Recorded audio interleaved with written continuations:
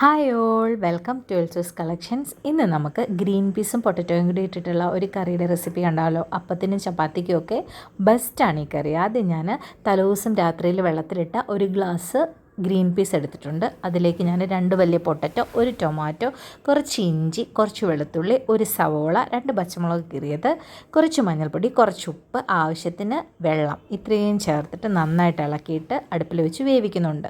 ഞാനൊരു 3-4 സീറ്റ് അടുപ്പിച്ചായിരുന്നു കേട്ടോ, അപ്പോൾ നന്നായിട്ട് വെന്തുടഞ്ഞ് കിട്ടും. ഇനി നമുക്ക് എണ്ണ ഒഴിച്ച് കടുക് പൊട്ടിച്ച് കറിവേപ്പില ഇട്ട് അതിലേക്ക് തന്നെ പൊടികൾ ആഡ് ചെയ്യാൻ ഞാൻ കുറച്ച് മഞ്ഞൾപ്പൊടി, 2 ടീസ്പൂൺ മല്ലിപ്പൊടി, 2 ടീസ്പൂൺ ചിക്കൻ മസാലയാണ് ഞാൻ ചേർക്കുന്നത്. മുളക് പൊടി ചേർക്കണില്ല കേട്ടോ, നമ്മൾ ഓൾറെഡി പച്ചമുളക് ചേർക്കുന്നുണ്ടല്ലോ. എന്നിട്ട് നമുക്കിത് കറിയിലേക്ക് തട്ടിയിടാം. നമ്മുടെ കറി ഓൾമോസ്റ്റ് റെഡി ആയിട്ടുണ്ട്. നന്നായിട്ടൊന്ന് ഇളക്കി ഒന്ന് തിളപ്പിച്ചെടുക്കാം. നമുക്കിനി ഇതിലേക്ക് ഞാൻ കുറച്ച് കായം കൂടി ചേർക്കുന്നുണ്ട്. കായം ഒരു മാജിക് ഇൻഗ്രീഡിയൻ്റ് ആണ്, ഒരു പ്രത്യേക ടേസ്റ്റാണ് കായം ചേർക്കുമ്പോൾ കേട്ടോ. അപ്പോൾ എല്ലാവരും റെസിപ്പി ട്രൈ ചെയ്ത് നോക്കണം. Thank you for watching. By.